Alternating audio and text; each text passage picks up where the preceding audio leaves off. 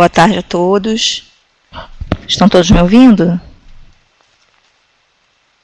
Bom, meu nome é Olívia, sou médica clínica e médica nefrologista, trabalho aqui no Hospital das Clínicas, Hospital da Universidade Federal do Espírito Santo, e hoje o nosso tema vai ser litíase renal, uma abordagem para o profissional da atenção primária. Queria aproveitar só para lembrar que hoje nós estamos comemorando o Dia Mundial do Rim, né? É um dia que foi estabelecido para lembrar da importância das doenças renais e de como elas precisam ser prevenidas, trabalhadas. Então, aproveitando a ocasião, nós vamos fazer uma palestra com um tema que é de interesse do profissional da atenção primária, né? Muita coisa a gente sabe que não vai ser possível tratar, que vai precisar do especialista.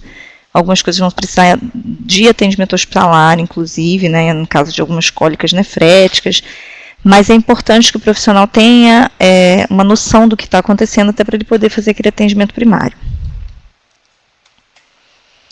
Para começar, só uma definição rápida do que seria, né, a nefrolitíase, litíase renal. É quando você tem um ou mais cálculos no interior do aparelho urinário, né, então rim, ureter, bexiga, e na uretra, né, se tiver algum cálculo que migrou impactado, ele pode também estar localizado na uretra.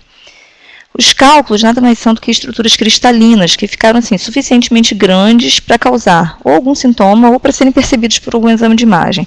Nem sempre eles vão causar sintomas no primeiro momento, né? Muitas vezes você vai surpreender um exame que você fez, às vezes até para outra coisa. Tá? Importante que lembrar que não é todo mundo que vai formar cálculo, né? Então, existem os formadores de cálculos. Então, fatores genéticos estão envolvidos, fatores dietéticos, socioeconômicos, constitucionais, todos esses precisam ser avaliados na hora de avaliar a formação dos cálculos. Tem uma definição que às vezes pode confundir, que é a de nefrocalcinose. A nefrocalcinose se diferencia da nefrolitíase, porque na nefrocalcinose você tem uma deposição difusa de cálcio no rim, então não faz aquele cálculo, né, como a gente está acostumado a ver. O que você tem cálcio difusamente, né, depositado lá no rim, no parênquima, né, e na medula também, e aí algumas doenças podem dar, mas não vai ser o nosso foco, mas só para diferenciar. Uma doença de importância, né, ela atinge em torno de 10 a 15% da população, ela é mais comum em homens, mas não significa que mulheres não possam ter. O pico de incidência é de 30 a 50 anos, e hoje em dia a gente sabe que uma das grandes importâncias da doença é que você tem um risco aumentado de doença renal crônica em pacientes portadores de cálculo renal. Então, uma vez que você tenha tido cálculo, principalmente cálculos de repetição, você aumenta o seu risco a longo prazo de ter doença renal crônica. E hoje em dia a gente também sabe que existe uma importante associação entre cálculo renal e algumas doenças sistêmicas. Então, por exemplo, hipertensão, doença coronariana, obesidade, síndrome metabólica, diabetes, são doenças que estão bastante associadas, né? Então, como a gente tem visto uma prevalência aumentada dessas doenças, a gente acaba vendo também de cálculo renal. O que acontece? Eu não vou entrar em grandes detalhes porque é um mecanismo realmente difícil e a gente só precisa saber o seguinte, que o que acontece é um desequilíbrio entre a solubilidade e a precipitação de sais na urina, né? E que o pré-requisito inicial para você formar cálculo é a supersaturação urinária. Então, a gente tem algumas substâncias, né, alguns sais na urina e a gente tem o líquido, né, que vai formar a urina. Então, se você tiver um desequilíbrio entre isso aí, você pode aumentar a solubilidade daqueles sais e aí você fazer uma supersaturação, no caso, e aí você forma aquela fase inicial do cálculo, né, que depois vai ter cristalização, uma série de coisas. Algumas coisas influenciam nisso aí. Então, pH urinário é uma delas, e aí você vai ter o pH ácido e alcalino, que podem influenciar. Classicamente, em situações de pH ácido, você tem um aumento da chance de cálculos de ácido úrico e de cistina. No pH alcalino, de estruvita e fosfato de cálcio. No caso do oxalato de cálcio, que inclusive é o tipo de cálculo mais comum, a solubilidade não vai ser afetada pelo pH urinário. Existe uma coisa interessante também, que é que na nossa urina a gente tem alguns inibidores da cristalização, inibidores da nucleação, né, que elas vão agir tanto inibindo a supersaturação urinária, né, como impedindo diretamente a cristalização.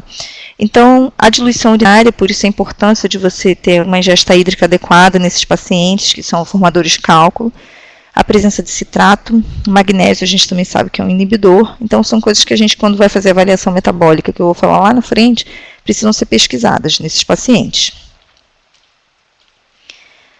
Quanto à composição dos cálculos, os cálculos que são formados por deposição de cálcio são os mais comuns, então em torno de 70% a 80%. Dentre estes, os mais comuns são os de oxalato de cálcio, né, são os principais, mas existem também os de fosfato de cálcio, que quando puros eles são muito mais raros, né, em torno de 5%, e na maioria das vezes quando eles existem, eles estão associados ao oxalato de cálcio. O segundo tipo mais comum é o cálculo de struvita, que é o cálculo fosfato amoníaco magnesiano, que ele ocorre em torno de 10 a 20% associado à infecção urinária por bactérias produtoras de urease, das quais a mais conhecida é o gênero Proteus. O terceiro tipo mais comum é o de ácido úrico, e existem outros tipos, e aí eu vou citar o cálculo de cistina, que é muitíssimo mais raro, não vou entrar em detalhes, porque tem uma doença genética, mas que a gente tem que saber que existe também. Os principais fatores de risco para nefrolitise são, na verdade, há vários, né? A gente pode citar a história familiar do paciente, então se ele tem família que já tem história de cálculo, isso é um fator importante. A história pessoal dele, então se ele já teve cálculos anteriores. Baixo volume urinário, então esse volume menor que 1.500 ml dia, que a gente considera. A presença de urina ácida, que na verdade está associada a várias doenças sistêmicas. Então, paciente diabético, paciente com obesidade, paciente com diarreia crônica, com resistência à insulina, são doentes que classicamente têm urina mais ácida, então isso aumenta o risco deles terem nefrolitise.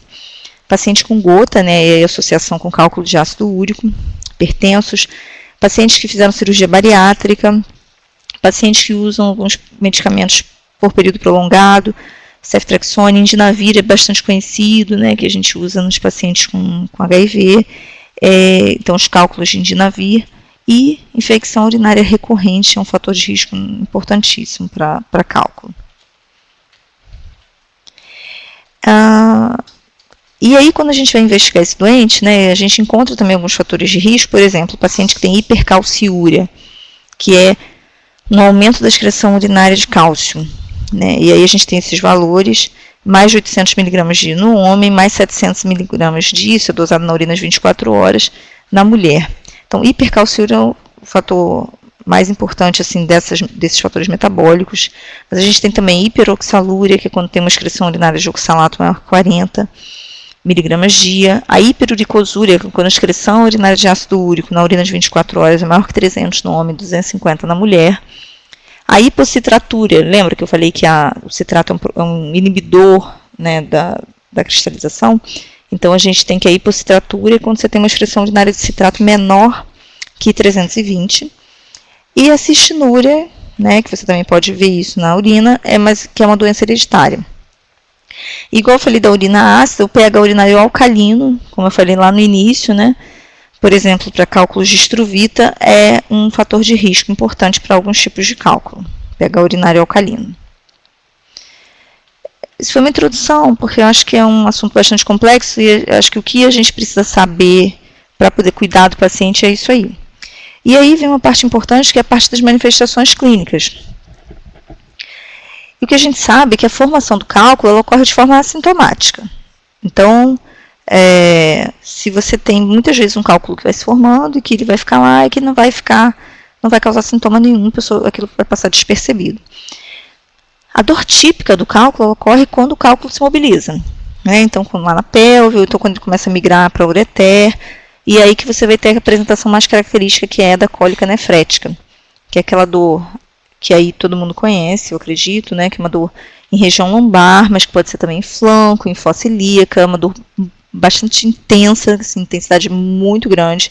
Ela é uma dor súbita, geralmente ela é unilateral, ela é em cólica. Ela não é uma dor que tem fator de melhora, então repouso ou alguma posição antálgica não adiantam muito. E ela vai ser irradiada para trajeto do ureter, né, para a região de bexiga e para a genitália externa. Por isso que a gente tem aquela irradiação clássica para a região genitália.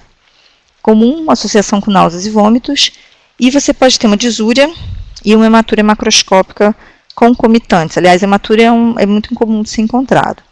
No exame físico, a gente vai encontrar um paciente taquicárdico, um paciente sudoreico, pálido, com um sinal de Giordano positivo, que é aquela palpação do ângulo costovertebral, com uma distensão abdominal leve, mas que não é uma irritação peritoneal, é uma distensão abdominal, tá bom? E lembrar que a hematúria isolada pode ser o primeiro sinal. Às vezes o paciente abre o quadro com uma hematúria que depois vai evoluir para um quadro de uma cólica nefrética. Mas alguns pacientes podem até cursar com uma eliminação espontânea de cálculos, sem dor, sem hematúria, e ele vai ver lá no vaso que saiu uma pedrinha, mas esses são mais raros, né? Não é o que a gente costuma ver tanto. Se tiver um paciente com infecção urinária de repetição, nós precisamos ficar atentos, principalmente se for causada por uma bactéria do gênero Proteus, porque aí você tem uma grande chance do cálculo de Struvita, e você tem que ficar atento a esse tipo de paciente. Tem uma coisa importante que a gente precisa lembrar. Se o paciente tiver um quadro que sugira cólica nefrética, mas se ele tem associado febre e calafrio, você tem que descartar pielonefrite, porque a febre e o calafrio não fazem parte dos sinais e sintomas que a gente tem na cólica nefrética. Então a pielonefrite ela vem muitas vezes acompanhada, é um quadro que transforma a doença em uma coisa ainda mais grave, e que a gente precisa ficar bastante atento, porque tem risco de sepse, enfim, de todas aquelas complicações mais graves. Então tem que ficar atento com a possibilidade de pielonefrite. Além da pielonefrite, a gente tem uma série de diagnósticos diferenciais que a gente pode fazer. Então qualquer causa de dor abdominal, ou às vezes até mesmo de dor em genitália, a gente tem que pensar como diagnóstico diferencial. Apesar da cólica nefrética ser um quadro bem clássico, algumas outras doenças podem simular. Então, além da pielonefrite, a gente tem apendicite aguda, que é uma possibilidade, colicistite, diverticulite, cisto ovariano. Nem sempre o paciente vai referir a dor da maneira que está escrito lá no livro, né? A gente brinca que o paciente não lê livro, então nem sempre vem aquela coisa certinha do jeito que está escrito. Anexite, gravidez ectópica, orquite, epididimite ou prostatite, isquemia mesentérica, aneurisma de aorta abdominal, pacientes com cetoacidose diabética que podem ter dor abdominal, IAM, né, se não for uma apresentação atípica, se não for aquela dor precordial, pode ser uma dor abdominal. Então, há muitas doenças que a gente precisa pensar como diagnóstico diferencial de cólica nefrética. Para diagnóstico, algumas coisas a gente precisa levar em consideração. Então, episódios prévios de litíase. Doutor, não é a primeira vez que isso me acontece, eu já tive isso há alguns anos atrás. A idade na primeira e na última crise, porque às vezes começou quando era criança, e isso faz a gente pensar na possibilidade de uma doença genética, de repente, uma cistinúria, alguma coisa assim. As consequências e intervenções, ou seja, eu já tive cálculo, mas eu, por exemplo, eliminei espontaneamente, ou então não, tive que ser hospitalizado, tive que ser submetido a alguma intervenção urológica, já fiz litotripsia. Isso tudo faz diferença para a gente quando a gente faz a anamnese do paciente. A gente deve pesquisar como é que é a ingesta hídrica dele, se ele faz restrição de leite e derivados, porque a restrição de cálcio pode aumentar a incidência de cálcio, de litíase, então eu vou explicar isso mais à frente. Se ele faz o uso de algumas medicações sem prescrição médica, e a história familiar positiva para nefrolitíase, que a gente precisa ver também.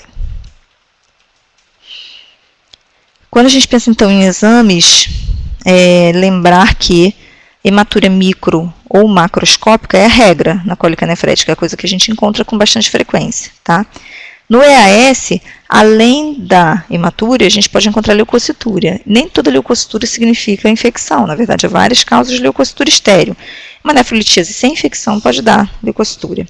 Se tiver presença de bactérias, e aí você tem que ter bastante certeza que isso não é uma urina contaminada, então a coleta tem que ter sido feita de maneira adequada. Se você encontra bactérias, você sabe que não é contaminação, você tem que considerar a possibilidade de infecção urinária associada.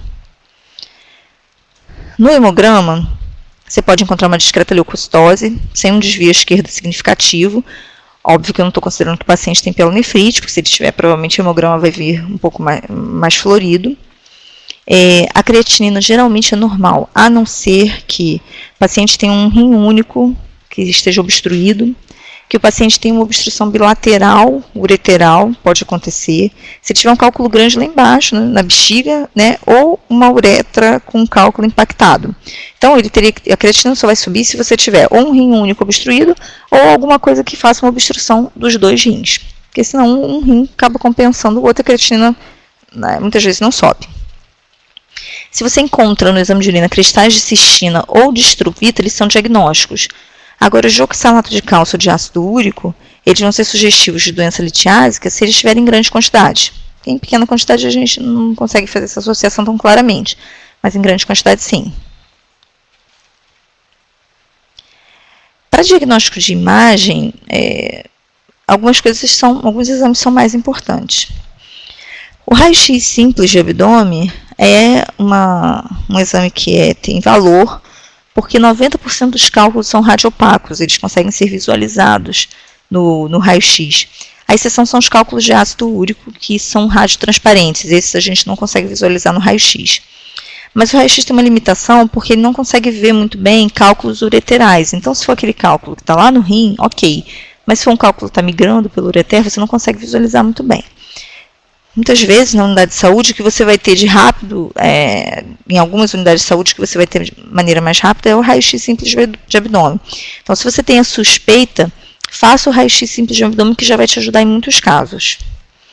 Melhor seria fazer ultrassom, né, que já vai detectar todos os tipos de cálculo, e ele pode fazer uma coisa importante, que é avaliar a presença e o grau de hidronefrose. Porque o que é hidronefrose? Quando você tem um aumento, uma dilatação da pelve renal por conta de uma obstrução que está fazendo com que a urina não consiga descer, falando assim de uma maneira bem simples.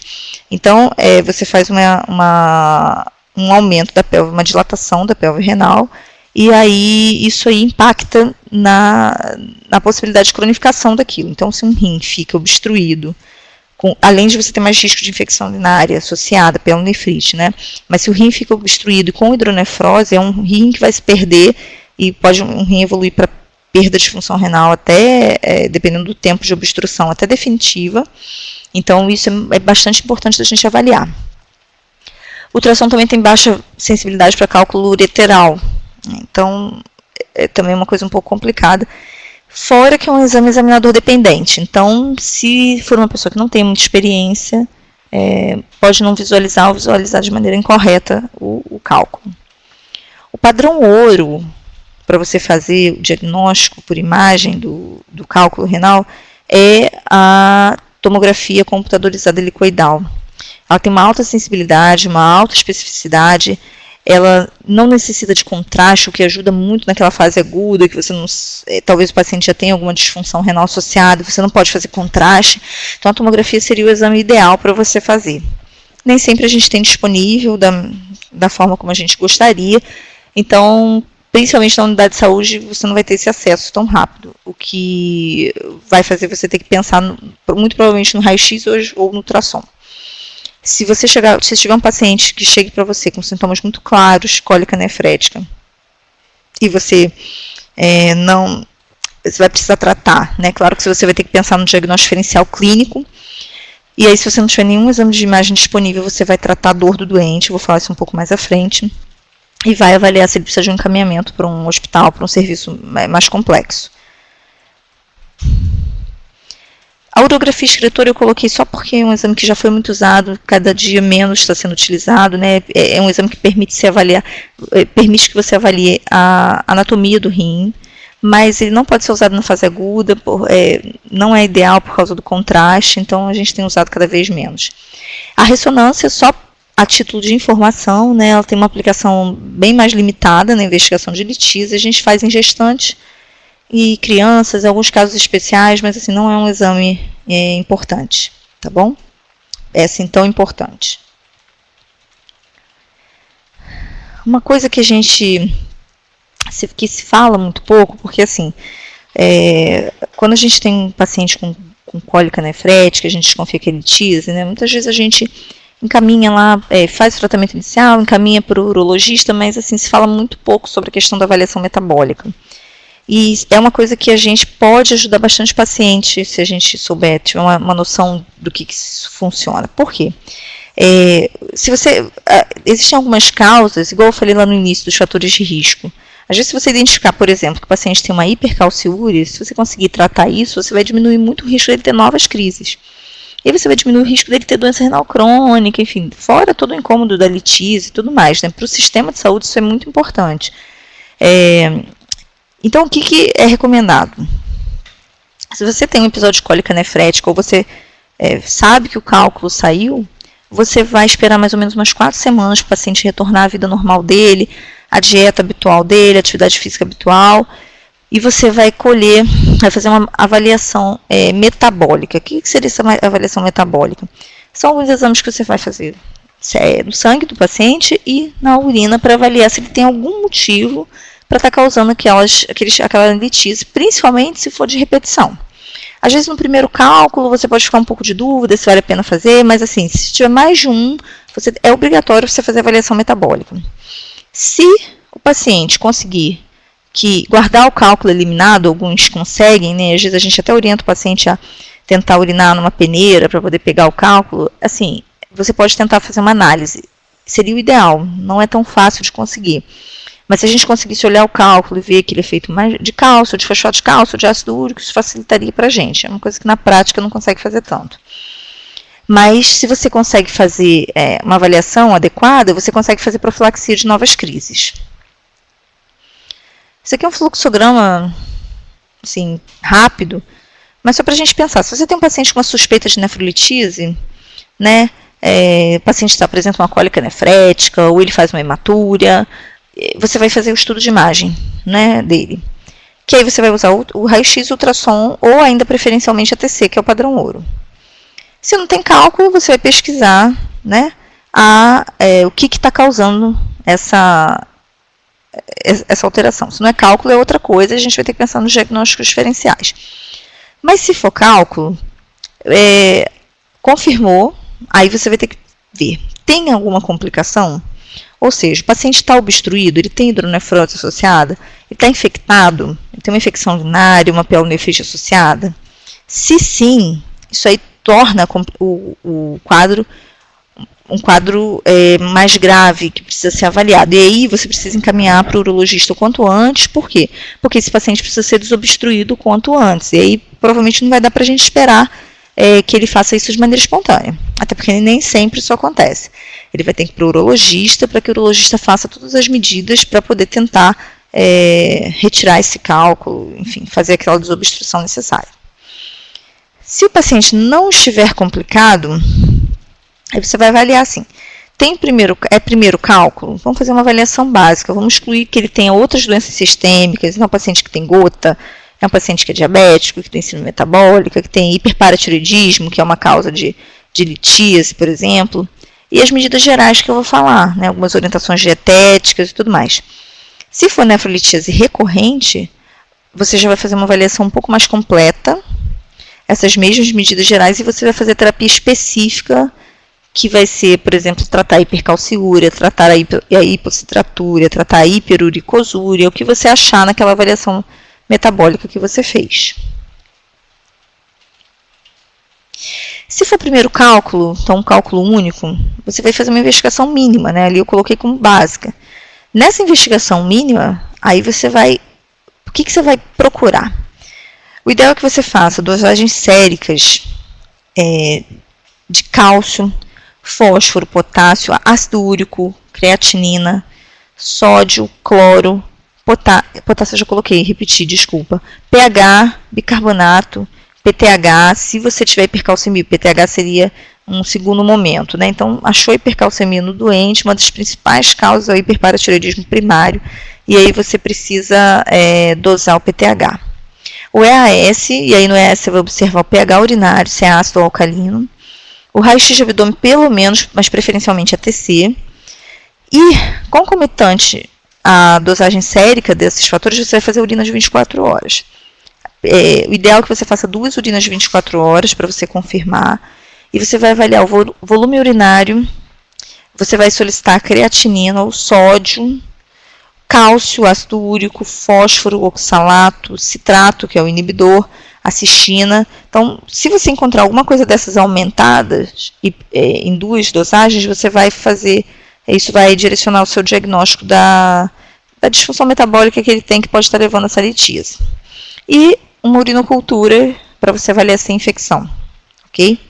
Se o paciente já tem vários episódios de nefrolitíase, né, ou se a calculose dele é múltipla, ele não tem um cálculo único, se é uma criança ou se é um paciente portador de rim único, que se perder aquele rim, né, ele vai ter um problema sério, você vai fazer toda essa investigação e uma investigação mais completa. Mas aí é uma coisa que vai ficar a cargo do especialista, eu acho que não vale a pena a gente entrar em detalhes aqui, tá? Mas, basicamente, se for um primeiro cálculo, mesmo o profissional da unidade de saúde já pode começar a pedir algumas coisas, né? Se ele tiver essa noção, ele já vai ajudar bastante o paciente. Até porque, quando ele for encaminhar para o nefrologista, porque mesmo que ele não saiba fazer o tratamento específico, que realmente não é dele, ele pode passar para outro, já vai passar para o médico com uma noção maior e vai facilitar. Quem faz esse tipo de avaliação metabólica é o nefrologista, tá? De uma maneira geral, o urologista vai fazer a parte cirúrgica, então ele vai tirar o cálculo, ele vai quebrar o cálculo, né? Eu vou falar um pouquinho disso, mas quem vai fazer a avaliação metabólica é o nefrologista. E como é que a gente vai tratar o paciente com cólica nefrética? Chegou lá o paciente, né? Vamos dizer que ele chegou na unidade de saúde com uma dor, desse jeito que a gente conversou, uma dor lombar intensa, súbita. Doutor, a minha dor está muito forte, é a pior dor que eu já tive na minha vida, 10 em 10, e eu estou vomitando sem parar, a náusea começou de repente, é uma dor lombar, mas ela está descendo, ela está vindo lá para a minha região escrotal, por exemplo, para os meus grandes lábios, se for uma mulher, e eu não estou aguentando essa dor, eu fico rolando no chão, se eu sento, levanto, deito, não faz diferença. O que a gente vai fazer? Na unidade de saúde, a gente acaba não tendo acesso a muitas coisas, mas uma hidratação venosa você pode fazer, cuidado de não hidratar demais, né? Porque a gente quer hidratar para poder tentar expelir aquele cálculo, mas às vezes você aumenta tanta pressão dentro do rim por causa daquele monte de líquido que pode aumentar muito a dor do doente. Então você vai fazer uma hidratação venosa moderada, analgesia é a parte mais importante nesse momento. E aí você pode usar algumas coisas, né? A gente tem algum arsenal aí. O anti-inflamatório não hormonal, e aí eu dei o exemplo do cetoprofeno, que é uma coisa que eu acredito que tem, a unidade não é tão difícil assim de conseguir. Ele vai ter uma ação direta na patogênese da dor, porque ele inibe a síntese de prostaglandina. Ele reduz, então, a pressão intrarrenal, a inflamação, vasodilatação, é uma droga que deve ser utilizada.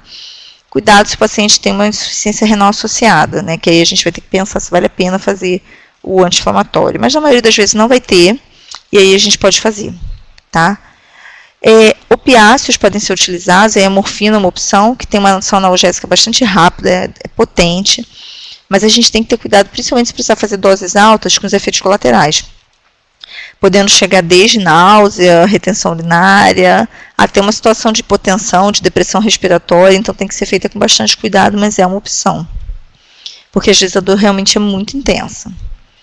Antiespasmódicos, então iocina, né, o Buscopan composto, tem um efeito controverso, é limitado, às vezes a dor é muito intensa e ele não dá conta, mas é uma opção que você pode tentar fazer caso você não tenha um analgésico mais forte ali para o paciente. Se ele tiver com muita náusea, vomitando, você vai fazer antiemético, né?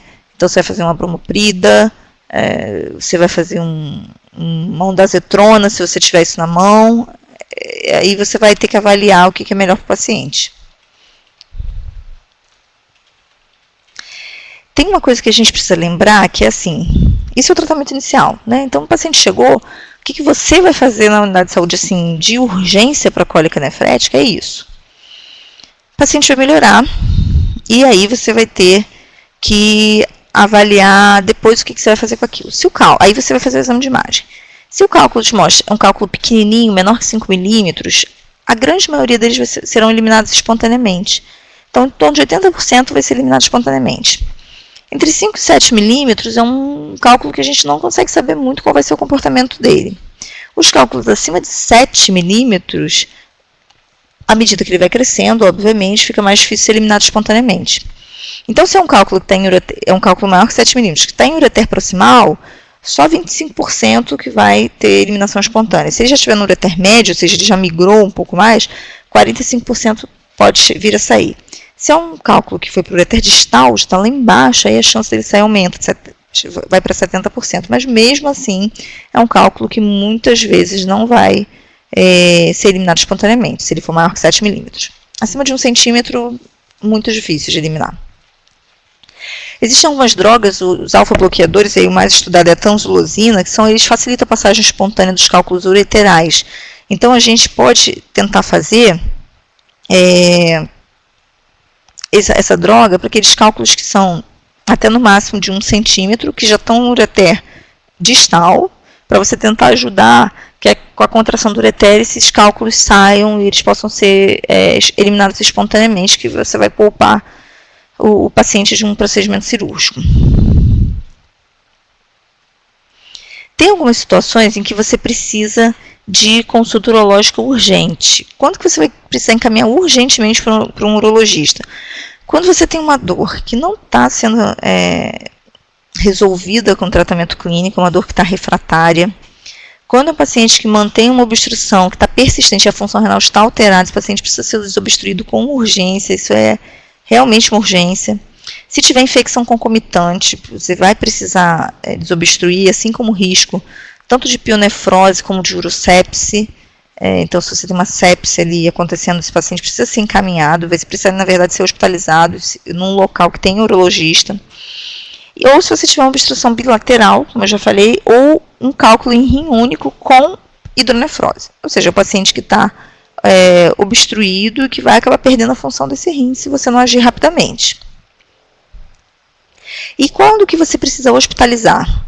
Ah, mas eu tenho dúvida. O paciente vai chegar na unidade de saúde e em que situação que eu vou poder tratar na unidade de saúde, em que situação que eu vou precisar mandar ele para o hospital. Se você fizer tratamento ali e ele melhorar, você pode tentar segurar ali na unidade de saúde, fazer um exame de imagem para você ver a situação, né, se tem obstrução, se não tem, né, você vai fazer exames para ver se tem infecção urinária associada, se não, hemograma, né, você vai avaliar se tem pielonefrite associada, não. Se for um paciente assim, tá só com a dor, tá redondinho, mas não tá, assim, tá com a dor intensa, mas não tá com sinais de infecção sistêmica, nada dessas coisas, você tiver como fazer também exame de imagem, preferencialmente, é um doente que talvez você possa segurar e você encaminhar o mais rápido possível, ou para um urologista ou para um nefrologista. O nefrologista, na verdade, ele vai ter uma ação mais assim, no sentido da prevenção, né, o depois, né, no momento agudo, o urologista seria até mais indicado. Mas quando que você vai hospitalizar esses doentes?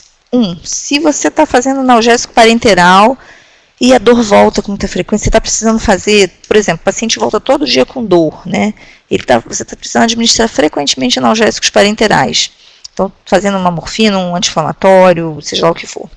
Se o paciente está vomitando muito, ele pode até desenvolver um distúrbio hidroeletrolítico por causa disso. É um doente que pode evoluir muito mal, desidratar e aí piorar a função renal por conta de uma insuficiência renal pré-renal associada. É um paciente que deve ser hospitalizado. Se você tiver suspeita de pielonefrite aguda associada, você tem que hospitalizar esse doente. Encaminha. Melhor você encaminhar do que você deixar na unidade de saúde e correr o risco desse doente evoluir com uma sepse e até morrer, porque tem paciente que evoluiu de maneira muito grave. Se tiver creatinina subindo, ou seja, a função renal desse doente estiver alterando, também é uma coisa que você tem que considerar com carinho a hospitalização.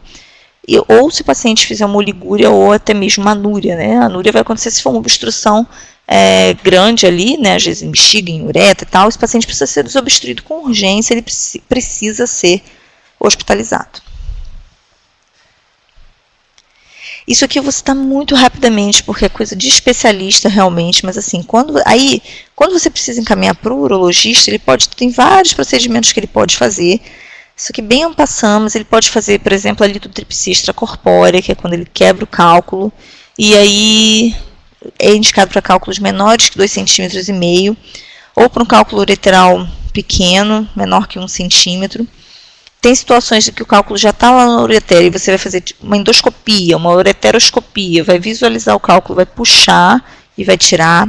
Você pode ter que fazer um procedimento cirúrgico que é uma nefrolitotomia percutânea, que é para cálculos maiores, ou com cálculos ureterais grandes, né, maiores que 1 centímetro, ou ainda que se faz cada vez menos, que é a cirurgia aberta, né, que para cálculos muito grandes, ou cálculos coraliformes, que são aqueles cálculos de estruvita, que pegam toda a pelve renal, né, que estão associados à infecção, muitas vezes você tem que fazer cirurgia. Isso é usado cada vez, eles têm feito cada vez menos dessa forma, né, preferem os procedimentos menos invasivos.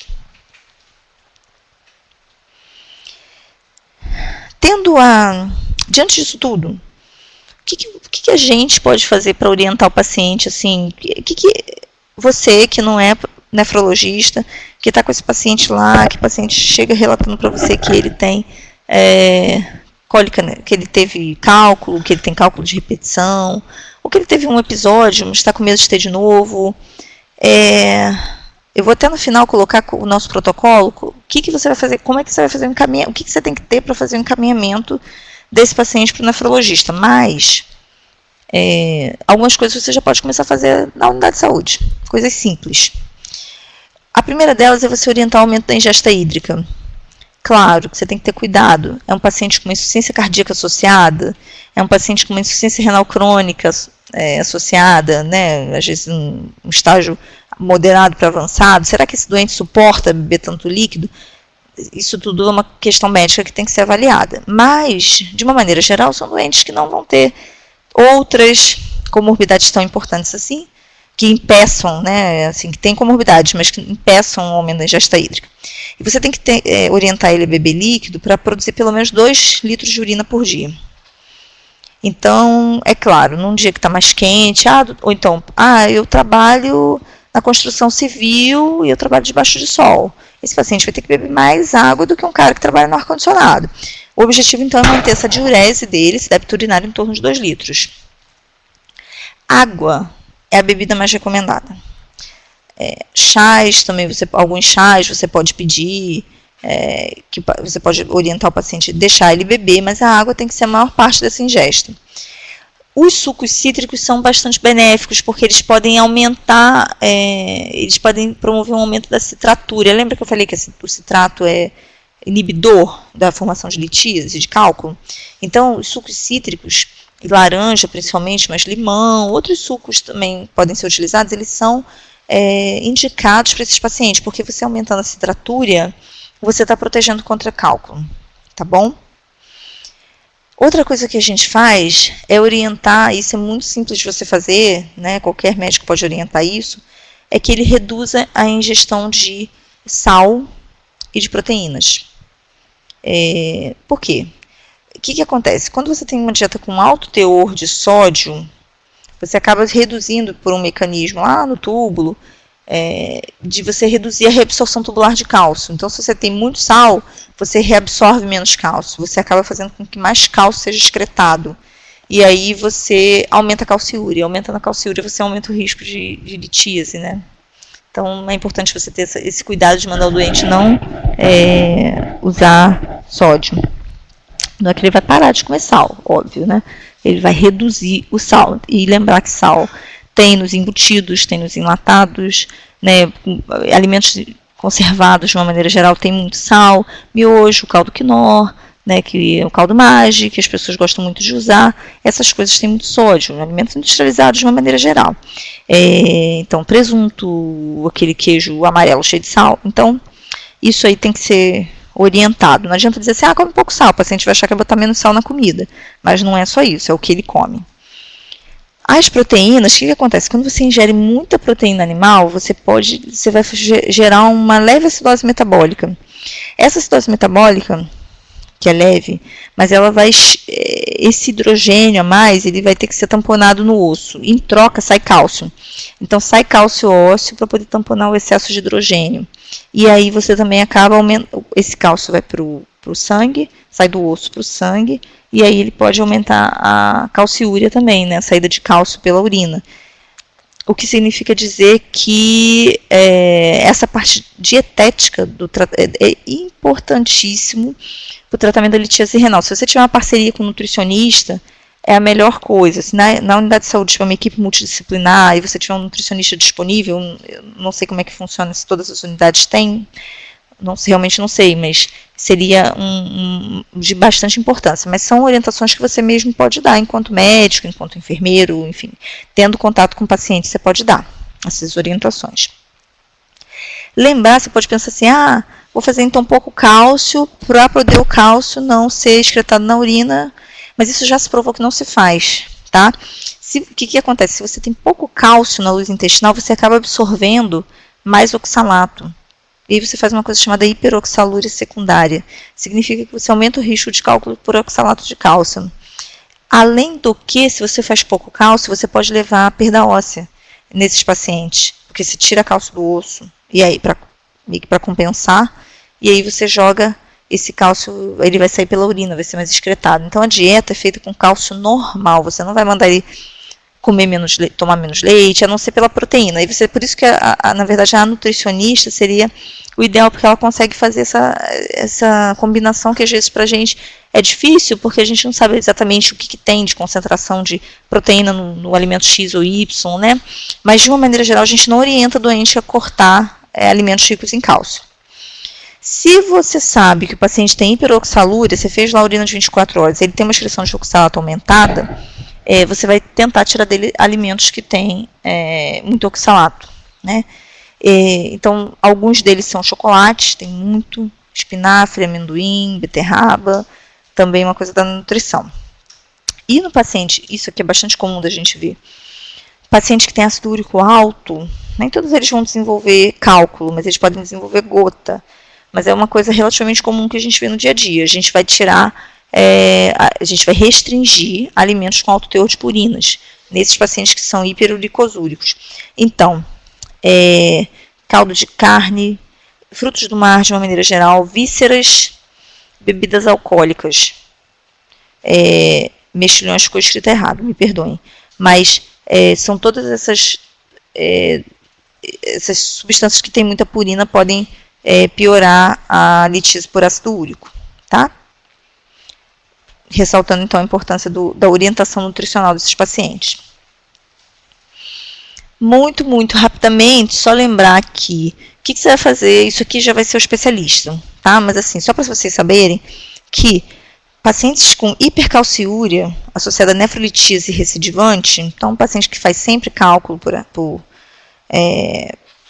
sais de cálcio, a gente vai usar os tiazídicos. Hidroclorotiazida, por exemplo, é uma opção que a gente vai usar nesses doentes, porque eles vão lá no túbulo proximal, aumentar a reabsorção de cálcio.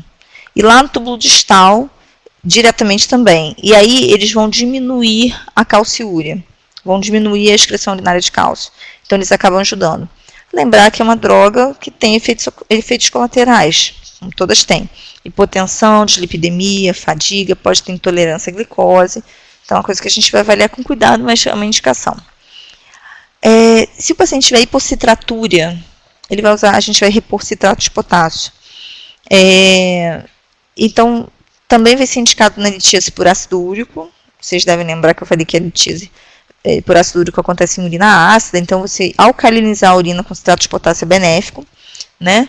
E também em casos de hipercalciúria, principalmente fosfato de cálcio, a gente também vai fazer para poder melhorar, alcalinizar a urina, porque se forma em pH ácido, tá? Mas tem os efeitos colaterais de citrato de potássio. Então, epigastralgia, pirose, refluxo, diarreia, sensação de plenitude gástrica. Então, dá alguns sintomas gastrointestinais, nem todos os pacientes toleram, mas eles são indicados e são drogas que, quando você faz, você consegue reduzir a incidência de novos episódios de cálculo renal. E o halopurinol? O halopurinol a gente vai usar na litíase por ácido úrico, né? Na hiperuricosúria associada a cálculo puro de ácido úrico ou cálculo de oxalato de cálcio em que você tem hiperuricosúria. E você vai inibir a xantinoxidase, que é responsável pela conversão da xantina em ácido úrico.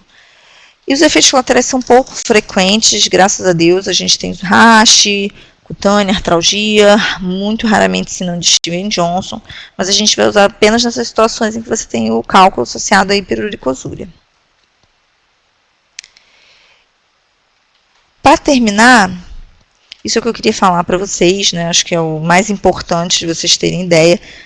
Só 2 slides para terminar. A gente está fazendo um protocolo nosso aqui de encaminhamento, né? O que o médico da unidade de saúde precisa saber para poder encaminhar, o que o encaminhamento do médico da unidade de saúde precisa ter para que ele consiga encaminhar o doente dele para o especialista, no caso aqui para o nefrologista, né? Em relação à litíase renal, quando que você vai encaminhar esse paciente? Aquele paciente com nefrolitíase recorrente, com causa metabólica identificada. Então, o que o médico da unidade de saúde tem que saber? Ele tem que fazer aquela urina de 24 horas, aquele exame de sangue básico, que ele vai saber se tem hipercalciúria, ou se ele tem hiperuricosúria, enfim, se ele tem hiperoxalúria, se ele tem hipocitratura. Então, se você identifica a causa metabólica, né, e o paciente tem indicação de tratamento farmacológico que não pode ser realizado na PS. Realmente o tratamento já é muito específico. Se você identifica a causa metabólica, você já vai estar assim, ajudando muito a gente, para a gente receber esse doente, poder adiantar o tratamento dele. Ou quando na unidade de saúde você não consegue investigar, né? Quando você não consegue fazer um exame sérico, uma urina de 24 horas, às vezes a gente sabe que isso acontece, é uma situação em que você vai poder encaminhar para o nefrologista. Mas no seu encaminhamento tem que ter um conteúdo descritivo mínimo. Qual é? Os sinais e os sintomas que o paciente está apresentando, os exames já citados, no caso, a urina de 24 horas, né, e os exames séricos associados. Então, a gente botou o procedimento básico para encaminhamento, são esses exames, né, já citados anteriormente. Pelo menos um ultrassom ou um raio-x, né, com a data. E aí o protocolo coloca que se tiver um cálculo ureteral menor ou igual a 10 milímetros, você tem que fazer 2 exames com no mínimo 6 semanas de intervalo, para ver se migrou, se não saiu. Porque às vezes quando ele está lá no ureter, ele já está migrando e está indo embora, ele pode ser eliminado espontaneamente. Então, no caso de cálculo ureteral, ele tem que ter 2 exames, tá? E se ele já faz algum tratamento, né, se ele já fez, ou se ele faz atualmente algum tratamento para litíase renal, e se você investigou algumas causas tratáveis de litíase renal. Por exemplo, eu achei uma hipercalciúria, eu achei que pode ser um hiperparatiroidismo primário. Eu já pedi o PTH, já pedi uma cintilografia para ver se tem um ultrassom para ver se tem adenoma de paratireoide. Se você tiver isso, você vai descrever isso no encaminhamento. E se você já discutiu com o telesaúde, o número da teleconsultoria. E o protocolo coloca também, para terminar, quais os critérios para você encaminhar para emergência. Então, que eu já falei isso um pouquinho, né? Eu já falei bastante disso lá atrás, mas o protocolo fala que se você tiver uma litíase renal, o paciente chegou lá, com obstrução de trato urinário, provocando hidronefrose, sepse ou uma dor incontrolável, apesar de todo o tratamento que você der adequado, otimizado na atenção primária, isso é uma situação que você tem que encaminhar logo para o paciente para emergência, para deixar para o dia seguinte, vamos ver o que vai acontecer. Tratou, o paciente não melhorou a dor, ou você conseguiu observar que ele tem sinais de sepse urinária, né? Então, ele tem taquicardia, ele tem febre, ele tem taquipneia, ele tem um hemograma alterado, com uma leucocitose importante, enfim, febre eu já falei, né? E aí, se ele tem já um exame mostrando que ele tem hidronefrose, esse doente tem que ser encaminhado no mesmo momento para emergência. É um assunto difícil, é um assunto que a gente acaba não tendo muito contato quando a gente não é da área. Eu espero ter podido ajudar de alguma forma. E estou aberta às dúvidas, espero que tenha esclarecido alguma coisa para vocês. Obrigada.